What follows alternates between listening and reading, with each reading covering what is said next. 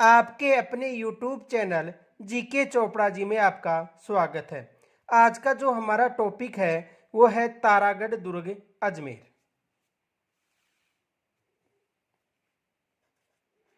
तारागढ़ दुर्ग अजमेर।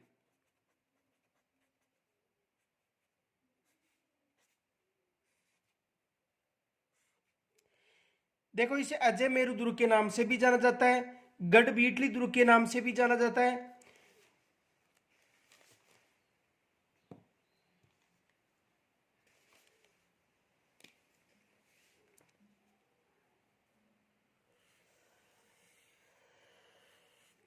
तारागढ़ दुर्ग। देखो, जो तारागढ़ दुर्ग है, इस दुर्ग को अलग अलग नामों से जाना जाता है। देखो, एक तो इसे अजय मेरू दुर्ग के नाम से जाना जाता है, अजय मेरू दुर्ग।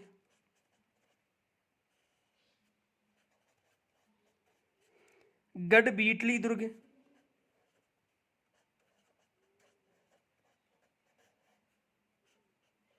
गढ़ बीटली दुर्ग।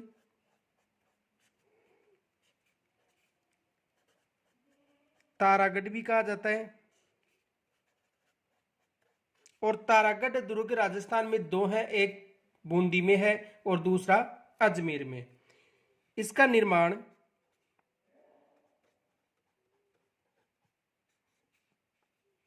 अजय राज चौहान ने करवाया था। इस दुर्ग में 14 बुरुज निर्मित हैं, 14 बुरुज निर्मित। पीछे बताया था कि चारों तरफ की जो सुरक्षा दीवार है उसे दुर्ग कहा जाता है, और इसमें जो घुमावदार मकान बनाए गए थे उन्हें बुरुज कहा जाता है। इसमें मीरा साहब की दरगाह निर्मित है, मीरा साहब की दरगाह। इस दुर्ग में मीरा साहब की दरगाह निर्मित है। यह भी विशेष याद रखना, एग्जाम में अधिकतर पूछा जाता है कि किस दुर्ग में मीरा साहब की दरगाह है, तो किस दुर्ग में है? अजमेर दुर्ग में। इनके अलावा देखो, ये जो दुर्ग है इसमें एकमात्र घोड़े की मजार स्थित है, ये भी याद रखना, एकमात्र घोड़े की मजार।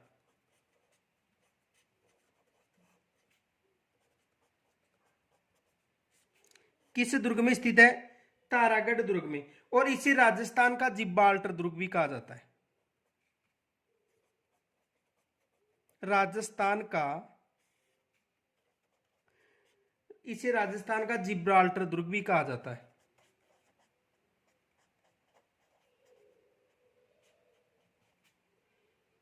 तो देखो, तारागढ़ दुर्ग अजमेर में स्थित है। इसे गढ़बीटली दुर्ग, अजय मेरू दुर्ग, राजस्थान का जिब्राल्टर, एकमात्र घोड़े की मजार, मीरान साहब की दरगाह और 14 बुर्ज निर्मित हैं। अब देखो, ये जो दुर्ग है, इस दुर्ग के बारे में, यानी जो इतिहासकार हरविलास सारदा था, उन्होंने भारत का प्रथम गिरी दुर्ग इस दुर्ग को बताया था। एग्जाम में प्रश्न पूछा गया था कि भारत का प्रथम गिरी दुर्ग हरविलास सारदा ने किसे बताया था, तो तारागढ़ दुर्ग को बताया था। ये विशेष याद रखना। तो देखो,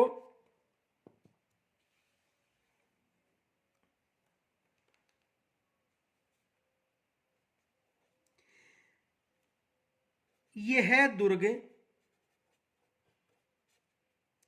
अजमेर जिले में, अजमेर जिले में निर्मित है।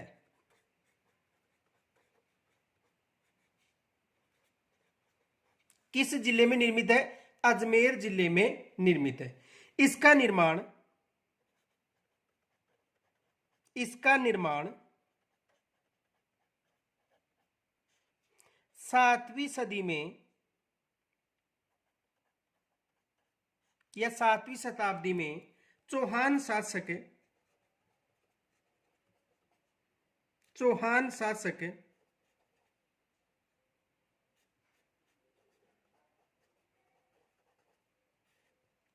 अजय पाल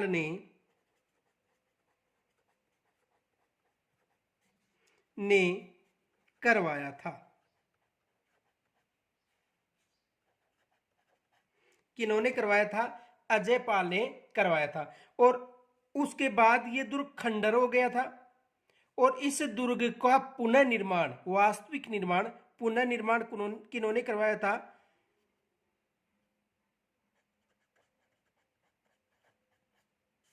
अजय राज चौहान। देखो, अजय पाल ने 7वीं शताब्दी में इस दुर्ग का निर्माण करवाया था और इसका पुनर्निर्माण यानी अजय राज चौहान ने करवाया था।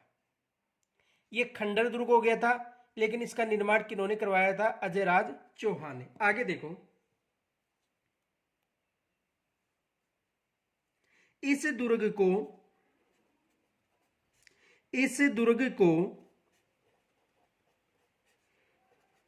अजय मेरू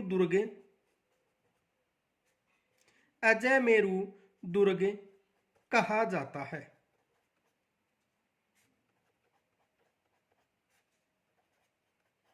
कौन सा दुर्ग कहा जाता है? अजय मेरू दुर्ग कहा जाता है। देखो, इस दुर्ग को अजय मेरू दुर्ग क्यों कहा जाता है? देखो, ये अरावली पहाड़ी पर स्थित है।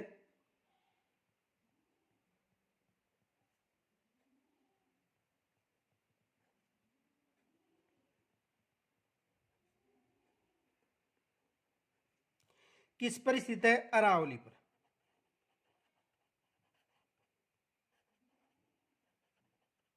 अरावली श्रृंखला, ये विशेष याद रखना, ये जो दुर्ग है अरावली श्रृंखला पर स्थित है। अब देखो, प्राचीन समय में अरावली को मेरू कहा जाता था। अरावली को क्या कहा जाता था? मेरू। ये विषय देखो, ये जो तारागढ़ दुर्ग है अरावली श्रृंखला पर स्थित है और अरावली को मेरू के नाम से जाना जाता था। अब देखो, यहां पर अजमेर में, ये जो क्षेत्र है अजमेर, तो अजमेर में अजय राज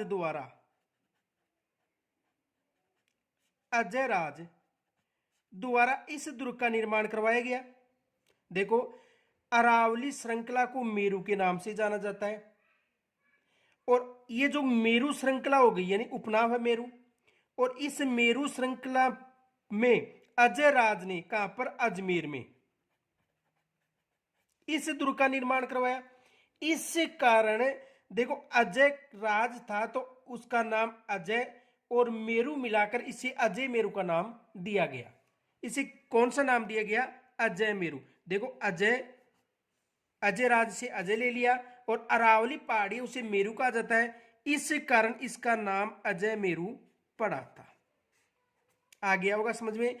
यानी अरावली जो श्रृंखला है इसे मेरू के नाम से जाना जाता है राजस्थान में, और अजमेर में अजय राज चौहान इसका निर्माण करवाया। तो अजय राज का जो अजय शामिल कर लिया और अरावली को जो मेरू कहा जाता है, इन दोनों को मिलाकर इसे अजय मेरू कहा गया था। तो देखो,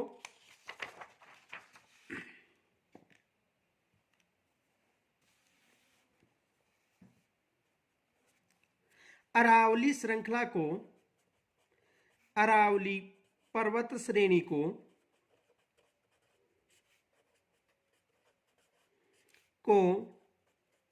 राजस्थान में मेरू के नाम से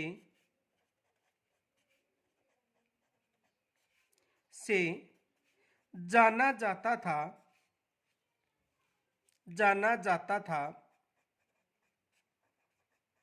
किसके नाम से जाना जाता था? मेरू के नाम से। इस मेरू श्रेणी पर, इस मेरू पर्वत पर अजय राज द्वारा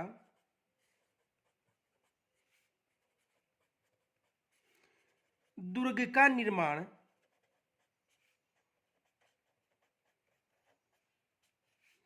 करवाया गया था,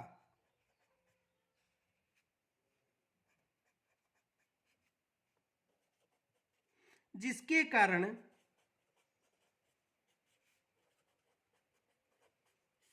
इसे अजय मेरू दुर्ग कहा गया।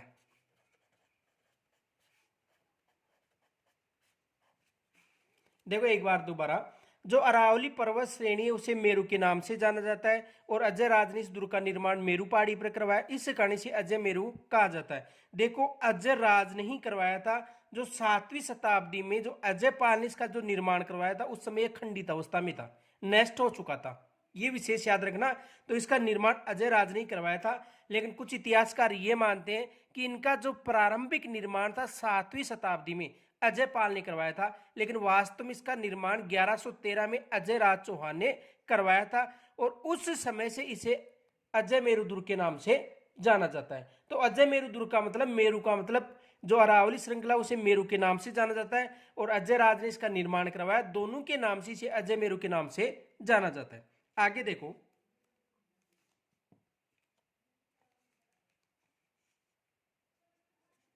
इस दुर्ग को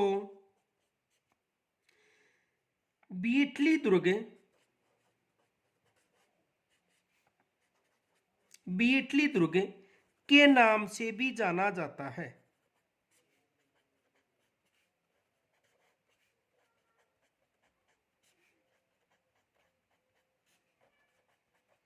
किसके नाम से जाना जाता है? बीटली दुर्ग के नाम से भी इस दुर्ग को जाना जाता है। देखो बीटली दुर्ग किस दुर्ग को कहा जाता है? तारागढ़ मान लो या अजमेर दुर्ग को। ये बीटली पहाड़ी पर स्थित है। किस पहाड़ी पर स्थित है? बीटली पहाड़ी पर स्थित होने के कारण इसे गढ़ बीटली दुर्ग का नाम दिया गया है। किस पहाड़ी पर स्थित है? देखो नोट,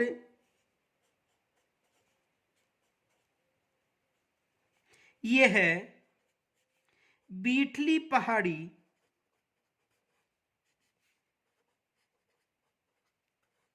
पर स्थित है।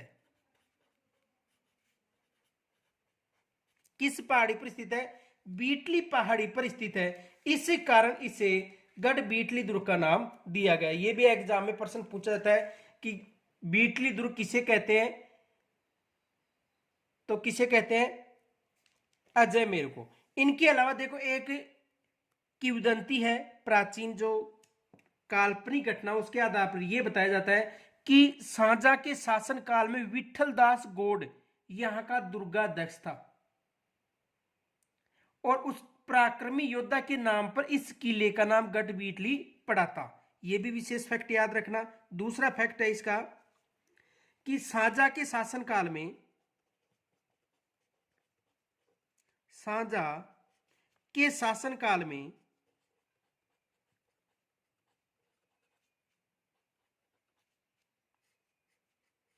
सांजा के शासनकाल में, यानी विशेष याद रखना, यहां से एग्जाम में एक प्रश्न बनने की संभावना रहती है। शासनकाल में विठल दास गौड़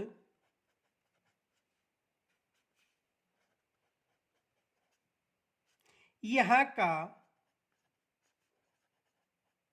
दुर्गाध्यक्ष था, यानी दुर्ग का अध्यक्ष था। देखो सांजा के शासनकाल में विठल दास गौड़ यहां का दुर्गा अध्यक्ष था और संभव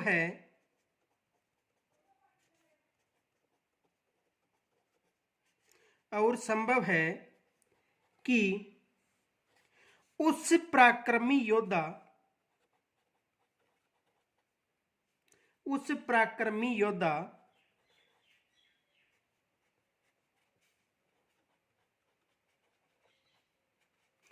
के नाम पर इसका नाम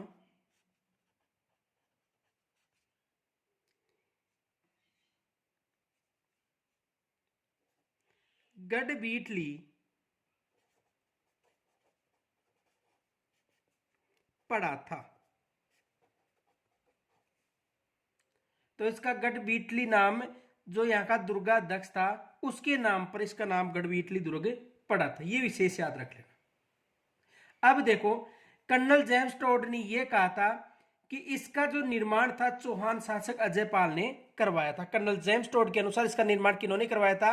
अजय पाल ने कि अजय राज ने। ये याद रखना किन्होंने करवाया था, अजय पाल ने।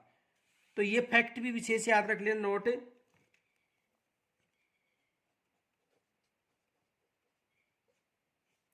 कर्नल जेम्स टोड ने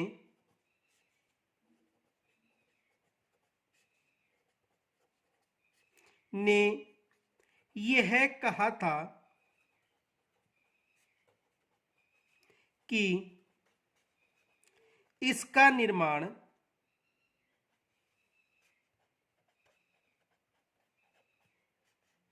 अजय पाल ने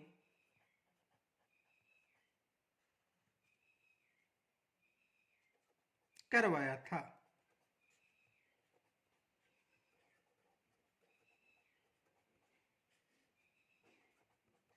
किन्होंने करवाया था? अजय पाल ने करवाया था। अब देखो, इस दुर्ग को तारागढ़ दुर्ग भी कहा जाता है। कौन सा दुर्ग कहा जाता है? तारागढ़ दुर्ग। इसे तारागढ़ दुर्ग भी कहा जाता है।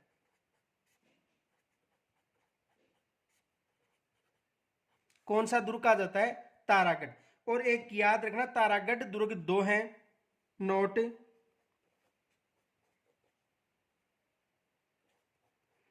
तारागढ़ दुर्ग,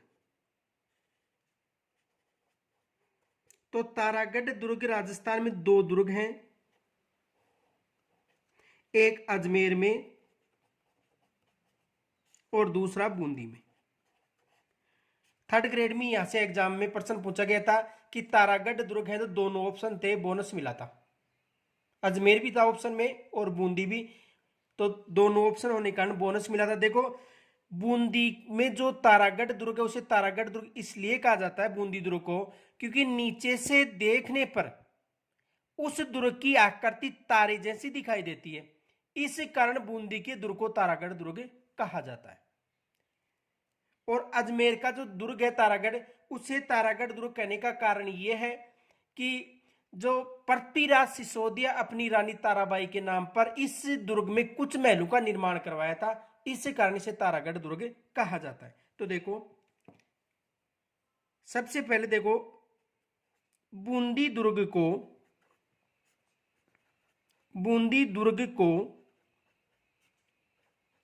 तारागढ़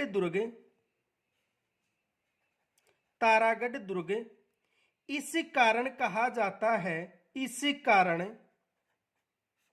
कहा जाता है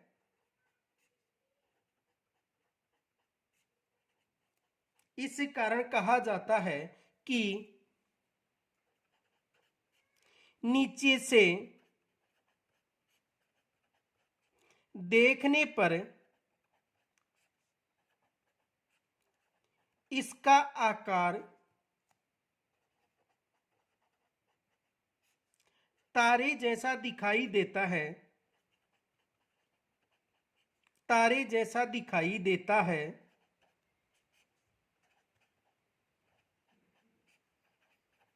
इस कारण इसे तारागढ़ दुर्ग कहा जाता है।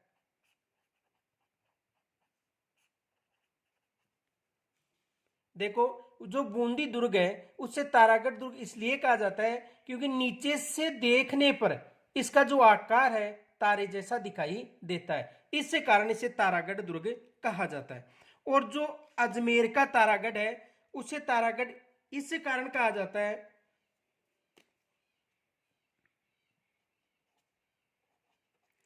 अजमेर दुर्ग में पृथ्वीराज सिसोदिया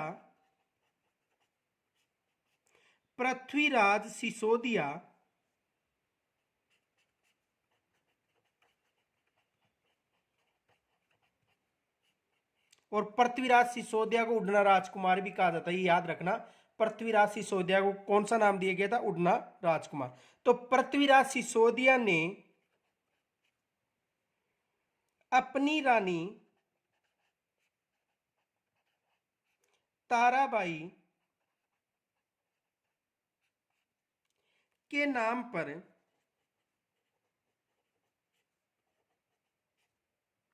यहां पर महलों का निर्माण करवाया था,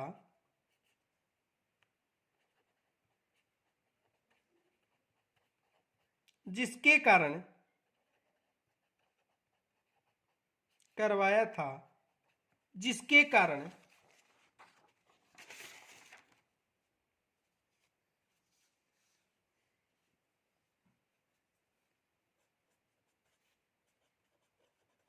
जिसके कारण इसे तारागढ़ नाम दिया गया था।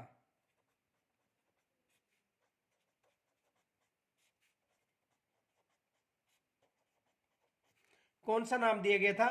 तारागढ़ नाम दिया गया था। देखो, मेवाड़ का एक शासक था, मेवाड़, और जो मेवाड़ का शासक था वो था राय सिंह।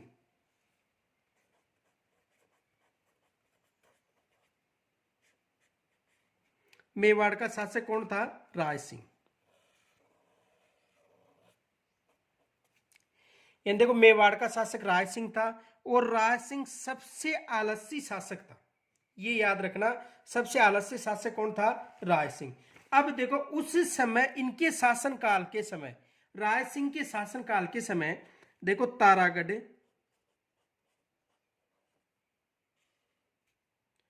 आबू व सांबर क्षेत्र स्वतंत्र हो गए थे। देखो, ये जो तीनों क्षेत्र थे इनके शासनकाल में क्या हो गए थे? स्वतंत्र। देखो, मेवाड़ का शासक था राय सिंह, और राय सिंह के शासनकाल में तारागढ़, आबू और सांबर स्वतंत्र हो गए थे। और इनके शासनकाल में ही, राय सिंह के शासनकाल में ही, टोडा, बूंदी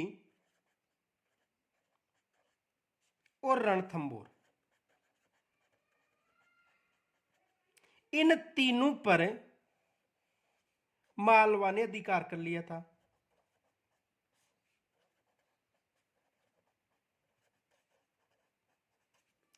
अब समझिए, देखो, मेवाड़ का शासक कौन था? राय सिंह। और राय सिंह के शासनकाल में एक तो तारागढ़ क्षेत्र, दूसरा था आबू क्षेत्र जिसे माउंट आबू, और तीसरा क्षेत्र था सांबर। ये तीनों क्षेत्र इनके अधिकार में थे, लेकिन स्वतंत्र हो गए थे क्योंकि यह आलस्य शासक था। टोडा, बूंदी और रणथंभौर पर मालवा ने अधिकार कर लिया था। अब देखो, उस समय टोडा का शासक राव सुल्तान था। यहां का शासक कौन था? राव सुल्तान।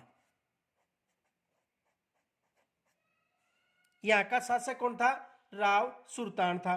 और इसकी पुत्री का नाम था ताराबाई।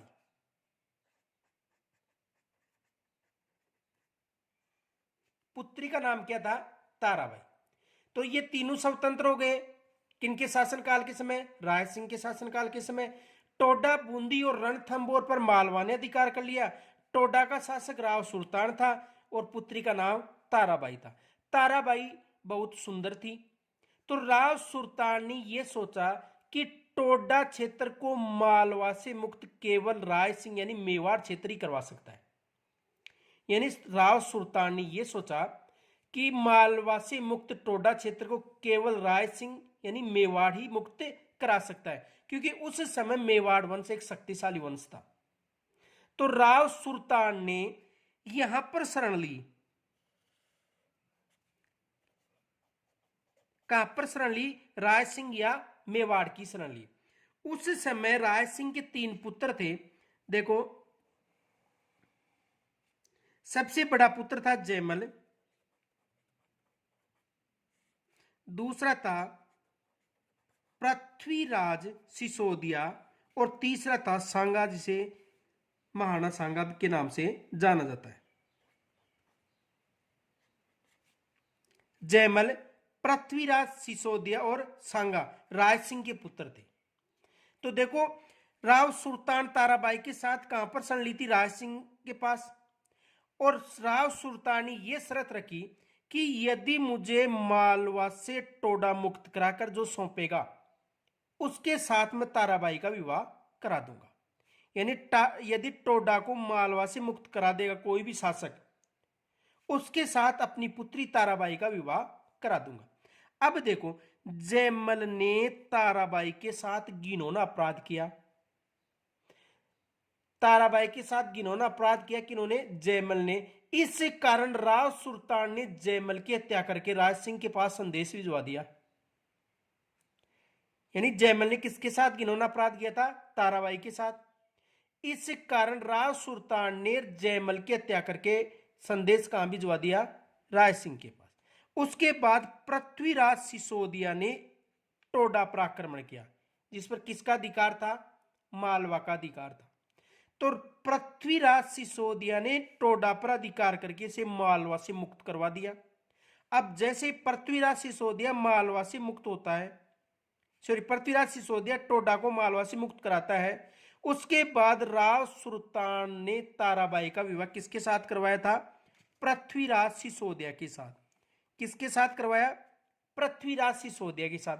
और जब पृथ्वीराज सिसोदिया का विवाह ताराबाई के साथ हो जाता है तो उन्होंने अजमेर दुर्ग में कुछ महलों का निर्माण करवाया था और उन महलों का नाम अपनी रानी ताराबाई के नाम पर रखा। इस कारण उस समय से अजमेर दुर्ग को तारागढ़ दुर्ग कहा जाता है। और ये पृथ्वीराज सिसोदिया उड़ना राजकुमार था, जिनकी स्मृति में 12 खंभों की छतरी निर्मित है।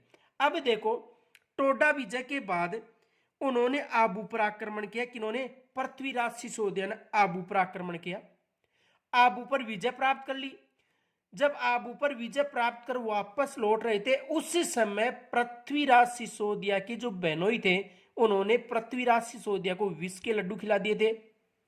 इस कारण पृथ्वीराज सिसोदिया की मृत्यु हो गई थी और इनकी स्मृति में कुंभलगढ़ दुर्ग के बाहर 12 खंभों की छतरी निर्मित है। तो इस कारण अजमेर दुर्ग का नाम तारागढ़ दुर्ग पड़ा था। आगे देखो,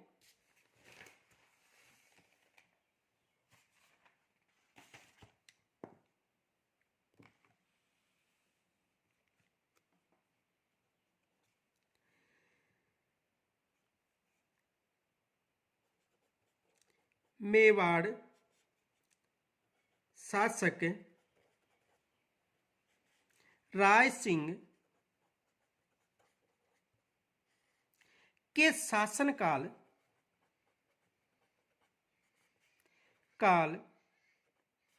के समय तारागढ़, आबू व सांबर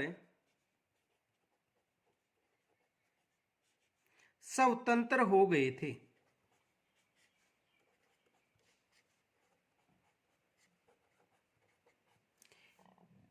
तीनों क्षेत्र स्वतंत्र हो गए थे क्योंकि ये आलस्य शासक था। तथा टोडा,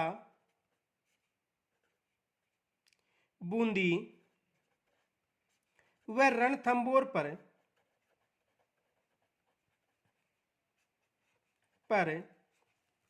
मालवा ने अधिकार कर लिया था। मालवा ने अधिकार कर लिया था।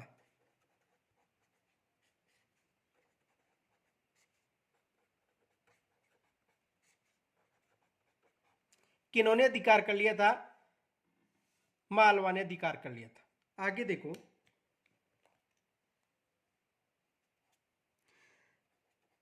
टोडा शासक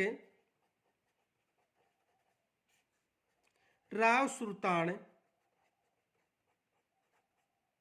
ने अपनी पुत्री ताराबाई के साथ मेवाड़ में शरण ली।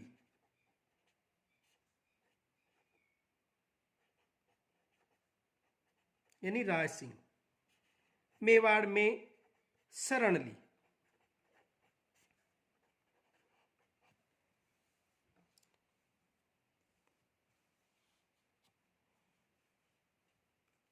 तथा यह शर्त रखी कि जो मालवा से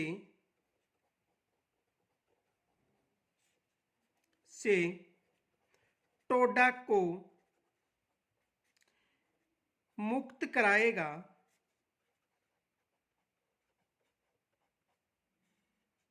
उसके साथ ताराबाई का विवाह करा दिया जाएगा।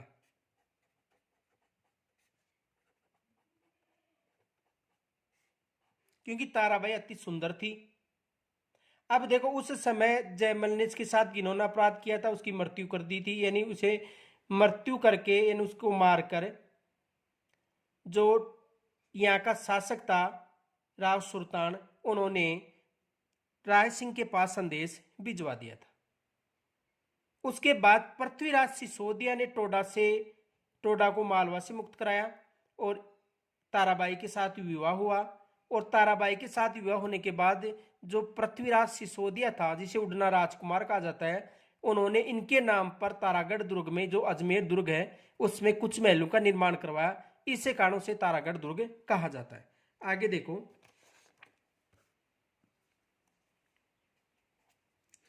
पृथ्वीराज सिसोदिया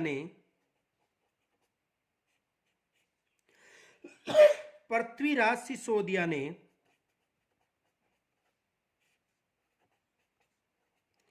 टोडा को मालवा से मुक्त करवाया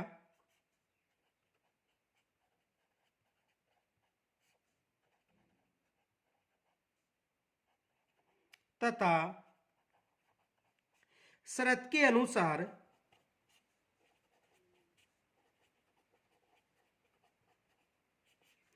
ताराबाई के साथ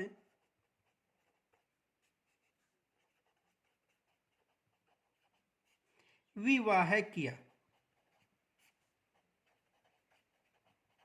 किसके साथ विवाह किया? ताराबाई के साथ। आगे देखो, पृथ्वीराज ने अजमेर दुर्ग में ताराबाई के नाम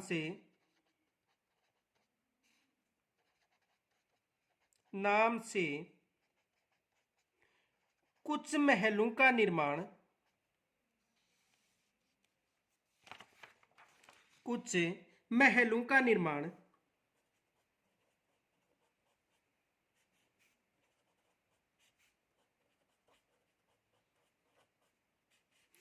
करवाया था,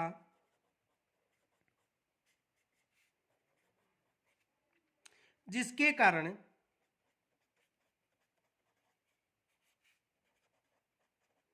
इसे तारागढ़ नाम दिया गया।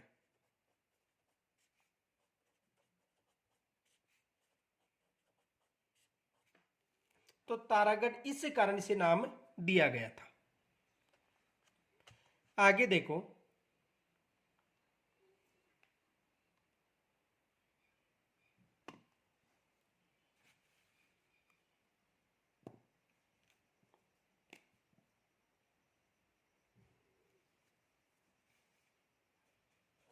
इस दुर्ग के बारे में, इस दुर्ग को जिब्राल्टर दुर्ग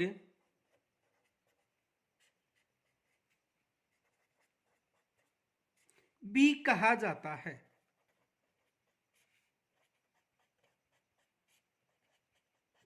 कौन सा दुर्ग भी कहा जाता है? जिब्राल्टर दुर्ग भी कहा जाता है। यानी इस दुर्ग को जिब्राल्टर दुर्ग भी कहा जाता है। देखो जिब्राल्टर दुर्ग क्यों कहा जाता है, देखो यानी ये कहा जाता है कि 1832 ईस्वी में गवर्नर जनरल विलियम बेटिंग ने इस दुर्ग को देखा और उनके मुंह से अचानक ओह दुनिया का दूसरा जिब्राल्टर निकला था। इसी कारण इसे जिब्राल्टर दुर्ग भी कहा जाता है। तो देखो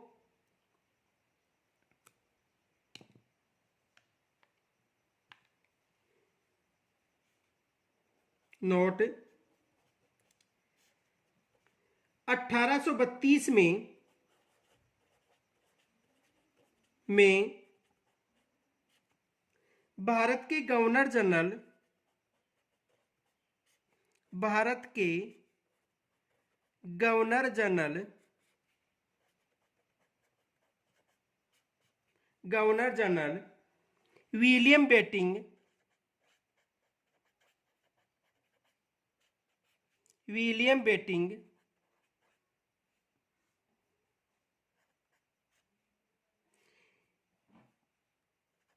ने देखा तो अचानक देखा तो अचानक उनके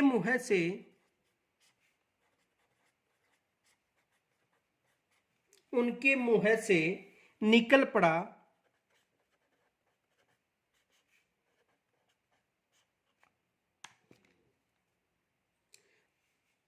वो है दुनिया का दूसरा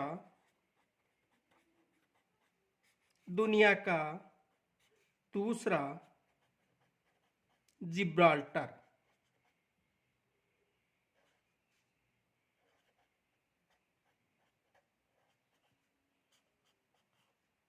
दुनिया का दूसरा जिब्राल्टर, ये विशेष याद रखना, एग्जाम में यहां से प्रश्न बनने की संभावना है, यहां से एग्जाम में प्रश्न बन सकता है।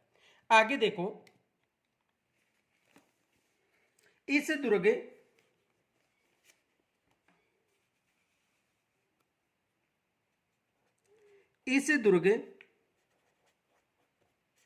में 14 बुर्ज बने हुए हैं।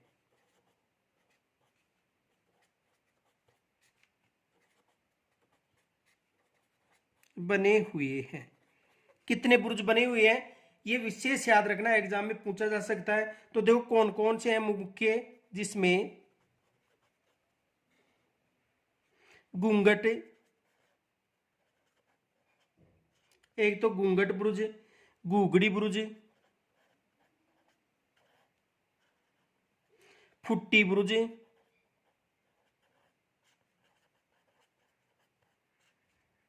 बांद्रा बुर्ज,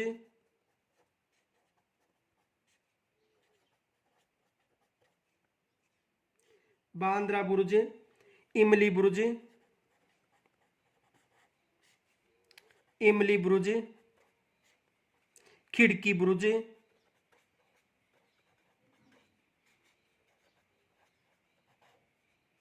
और फतेह बुर्ज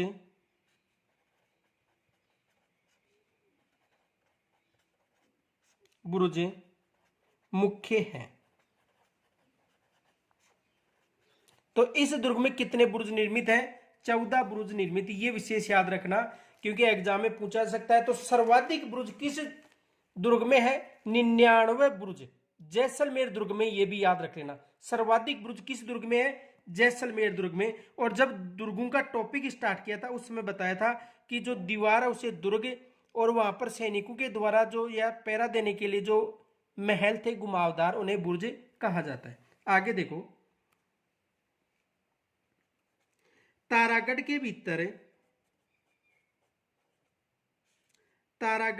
के भीतर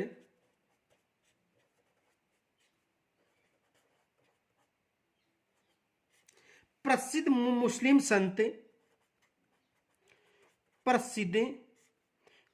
संत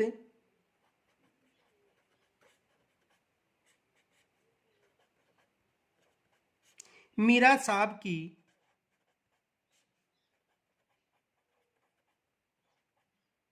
की दरगाह है निर्मित है।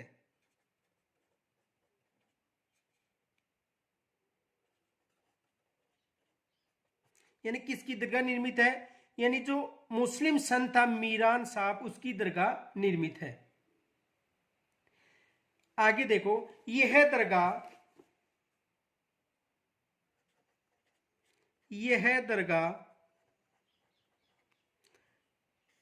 तारागढ़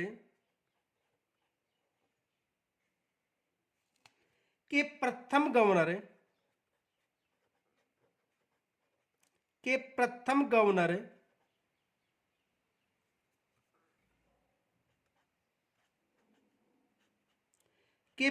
गवर्नर मीर सेहद हुसैन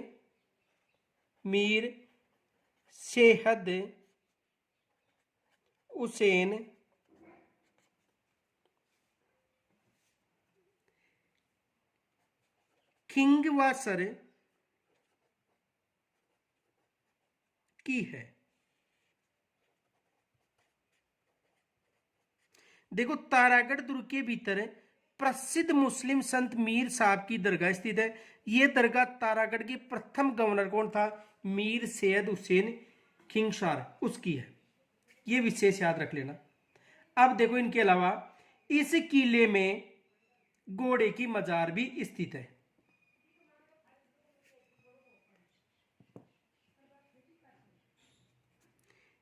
इस दुर्ग में एकमात्र घोड़े की मजार स्थित है।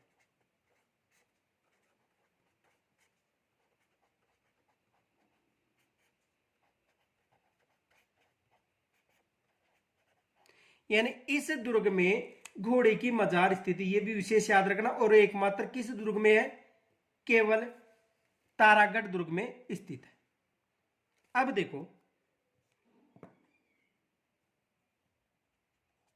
इतिहासकार हरविलास सारदा ने इसे भारत का प्रथम गिरी दुर्ग भी कहा था, यह भी याद रख लेना। इतिहासकार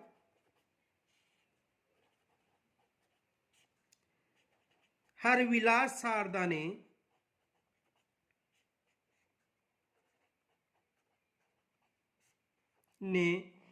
इसे भारत का प्रथम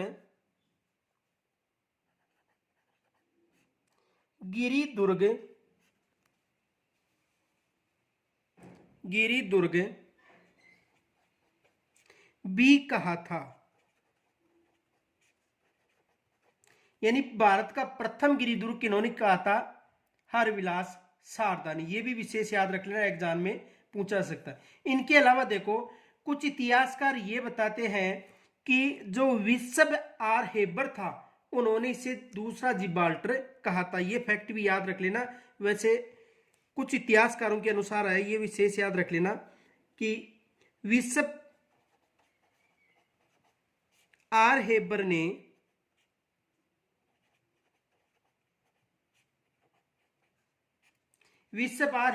भी इसे राजस्थान का जिब्राल्टर ने कहा था। यह भी याद रख लेना, एग्जाम में आ सकता है। तो विस्ब आर हेबर ने से क्या कहा था? राजस्थान का जिब्राल्टर।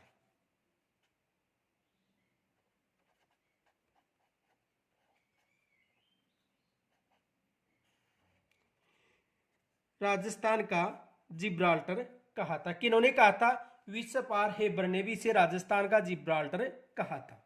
अब देखो,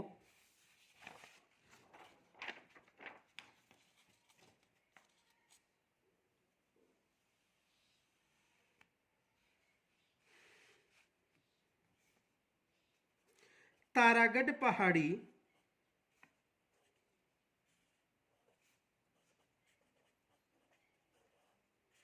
यानी जो तारागढ़ दुर्ग है, इस कारण से तारागढ़ पहाड़ी के ठीक नीचे एक शीशानुमा गुफा है।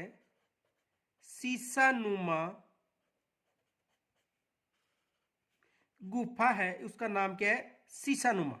गुफा का नाम क्या है? शीशानुमा गुफा है। देखो, कुछ इसे शीशा खान भी कहते हैं,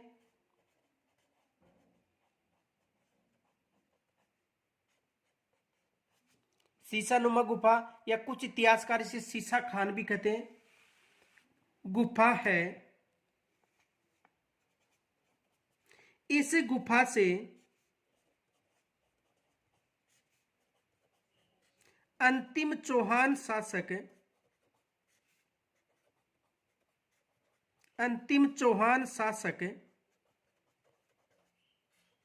पृथ्वीराज तृतीय,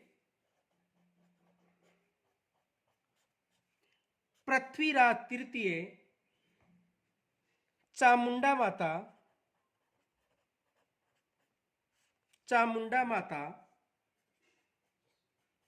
और चामुंडा माता का मंदिर कहां पर निर्मित है? फाय सागर झील के पास।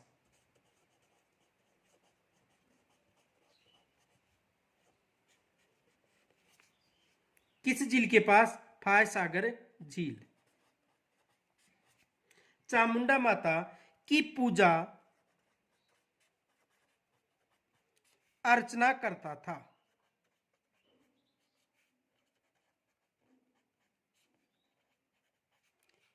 पूजा अर्चना करता था। यानी जो तारागढ़ दुर्ग में शीशा नुमा या शीशा खान जो गुफा है, उस गुफा से अंतिम जो चौहान शासक था पृथ्वीराज चौहान, उसके द्वारा जो चामुंडा माता का जो मंदिर था उसमें आराधना की जाती थी, इस गुफा से करता था। आगे देखो, इनके अलावा देखो, शाहजादा दारा सिकोह जब पराजित हो गया था, तो पराजित होने के बाद में औरंगजेब से पराजित हो गया था, तो औरंगजेब से पराजित होने के बाद में इसी दुर्ग में शरण ली थी, और दारा सिकोह का जन्म भी इसी दुर्ग में हुआ था।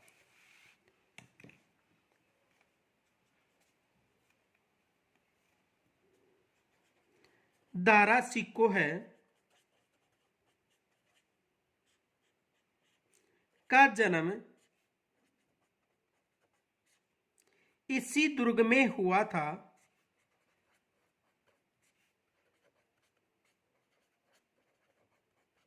इसी दुर्ग में हुआ था। किस दुर्ग में हुआ था?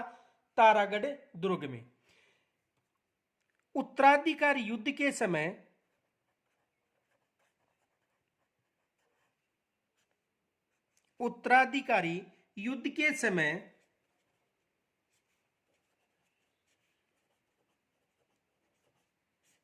औरंगजेब से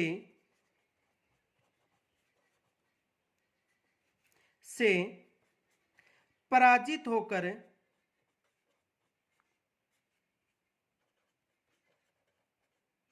इसी दुर्ग में शरण ली थी। किस दुर्ग में शरण ली थी? तारागढ़ दुर्ग में। और मालदेव की रानी जो रूटी रानी थी, उन्होंने भी कुछ समय तक इन्हीं दुर्ग में रहा था। इस कारण यहां पर उनके नाम पर एक महल का निर्माण करवाया था, जिसे रूटी रानी महल भी कहा जाता है। तो देखो, मालदेव की रानी रूठी रानी, यानी आजीवन रूठ कर रही थी, तो रूठी रानी ने कुछ समय इस दुर्ग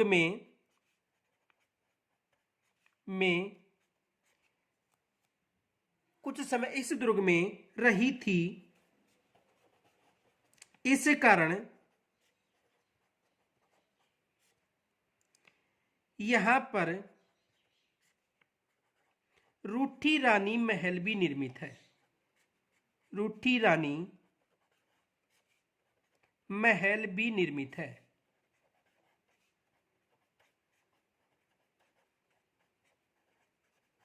कौन सा महल भी निर्मित है? यानी जो मालदेव की जो रानी थी वो रूट कर, यानी जब विवाह हुआ था उस समय से ही रूठ गई थी, तो उस समय से इसी दुर्ग में कुछ समय के लिए जीवन व्यतीत किया था, और उनके नाम पर जो वहां पर जो निवास कर रही थी, उन महलों को रूठी रानी महल के नाम से भी जाना गया था।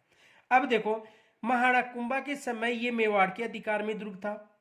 महाराणा कुंभा के समय किसके अधिकार में था? मेवाड़ के अधिकार में।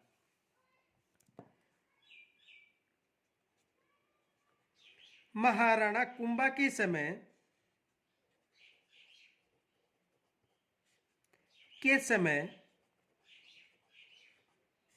इस दुर्ग पर मेवाड़ का अधिकार था।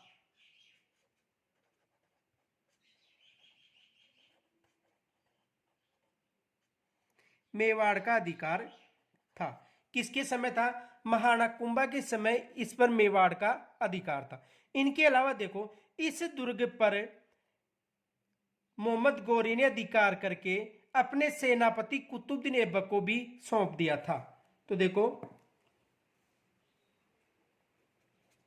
तराइन के द्वितीय युद्ध के बाद इस दुर्ग पर मोहम्मद गौरी का अधिकार हो गया था।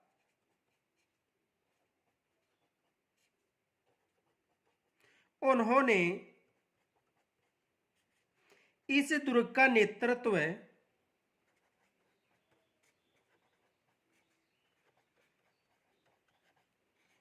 अपने सेनापति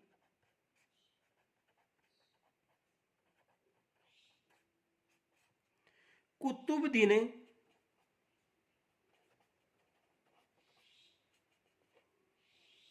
ऐबक को सौंपा था।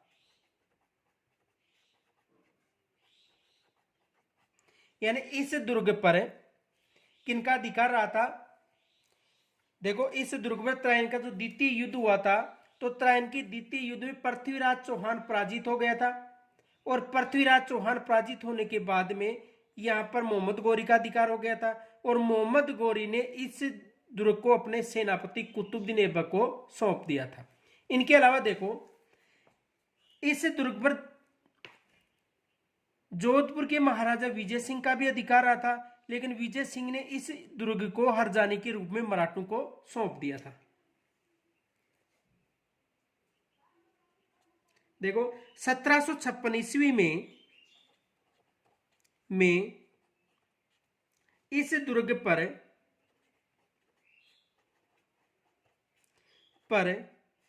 मारवाड़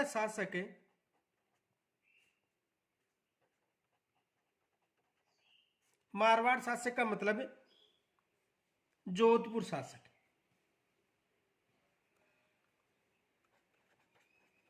विजय सिंह का अधिकार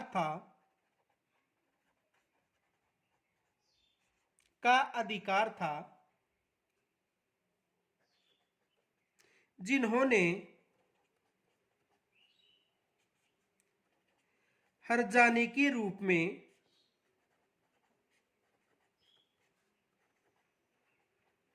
मराठा वंश को सौंप दिया था, या मराठा सरदार सिंधिया था उसको सौंप दिया था। मराठा सरदार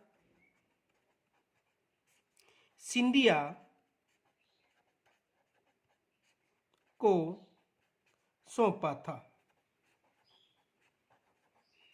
किनको सौंपा था? मराठा सरदार सिंधिया को सौंप दिया था। एग्जाम में यह भी प्रश्न पूछा गया था कि किस वंश का अधिकार है, तो मारवाड़ का भी रहा था, मेवाड़ का भी अधिकार रहा था, मोहम्मद गौरी ने भी अधिकार किया था। इनके अलावा जो मराठा सरदार था उनका भी इस क्षेत्र पर अधिकार रहा था। और अंत में 1818 ईस्वी में इस दुर्ग पर अंग्रेजों ने अधिकार कर लिया था।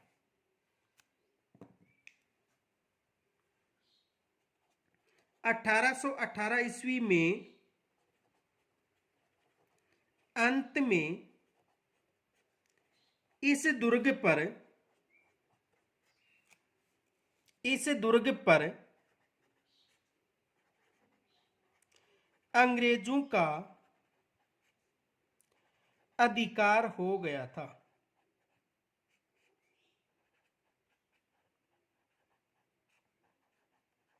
किसका अधिकार हो गया था?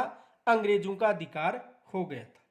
यह विशेष याद रख लेना कि अंत में अंग्रेजों का अधिकार हो गया था, जो स्वतंत्रता तक अंग्रेजों का ही अधीन रहा था। किसके अधीन रहा था? स्वतंत्रता तक जो स्वतंत्रता तक अंग्रेजों के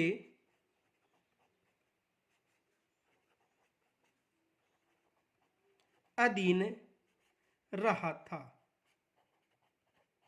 जो स्वतंत्रता तक किनके अधीन रहा था? अंग्रेजों के अधीन रहा था। अब देखो आज का प्रश्न,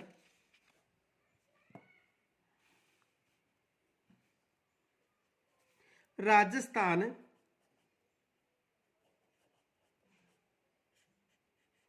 का ऐसा कौन सा दुर्ग है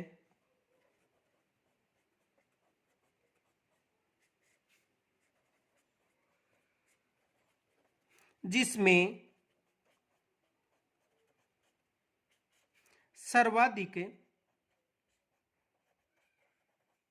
बुरुज निर्मित हैं?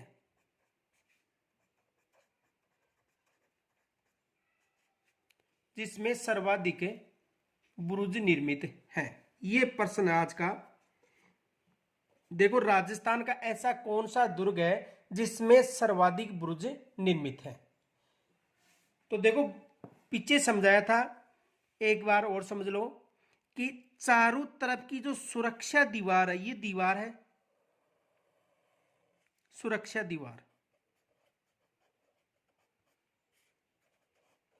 और इस सुरक्षा दीवार को ही क्या कहा जाता है? दुर्ग कहा जाता है। कोई भी क्षेत्र है और उस क्षेत्र में जो आक्रांता यानी बाहरी आक्रमण करने वाले थे, उनसे सुरक्षा के लिए एक दीवार का निर्माण किया जाता था, और उस चारों तरफ की दीवार को क्या कहा जाता था? दुर्ग कहा जाता था। और इस दीवार में सैनिकों के द्वारा पहरा देने के लिए जो घुमावदार जो मकान निर्मित थे, इन्हें बुर्ज कहा जाता था। देखो बुर्ज का निर्माण इसलिए कराया जाता था कि यदि ये दीवार जो दुर्ग है उसका निर्माण के बाद में यदि सैनिकों के द्वारा पहरा न दिया जाए तो जो आक्रमणकर्ता थे वो इस दीवार को लांघ कर आ जाते थे। इस कारण इनकी सुरक्षा के लिए घुमावदार मकान बनाए जाते थे, और इन घुमावदार मकानों को क्या कहा गया था? बुर्ज कहा गया था। बुर्ज। और तारागढ़ दुर्ग में 14 बुर्ज निर्मित थे। तो आपको यह बताना है कि राजस्थान का ऐसा कौन सा दुर्ग है जिसमें सर्वाधिक बुर्ज निर्मित हैं। तो कमेंट्स के माध्यम से यह बताना है। इनके अलावा यदि कोई समस्या हो तो कमेंट्स के द्वारा मुझे जरूर बताएं, और इस वीडियो को अधिक से अधिक लाइक तथा शेयर करें। धन्यवाद।